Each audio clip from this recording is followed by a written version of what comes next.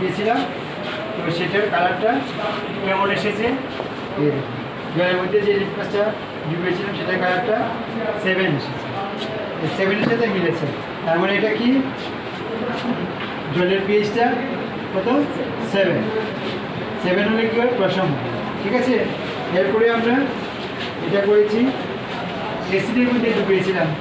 ঠিক আছে, এটার পিএইচ 1-এর সাথে মিলেছে, কাজে 1-এর সাথে মিলেছে, মানে খুব তীব্র অ্যাসিড এটা। ঠিক আছে, আমরা এটা করতে হবে যে এটা অ্যাসিড। এবারে আমরা সালফেট জলের মধ্যে ডুবিয়ে দেখি কেমন কালার আসে।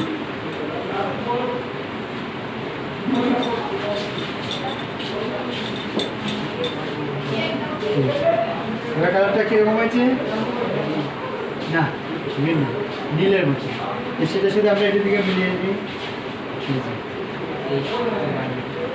8/9, তারপরে এটা কি, অ্যাসিড না খা, এটা আমরা প্রমাণ হলো এটা খান।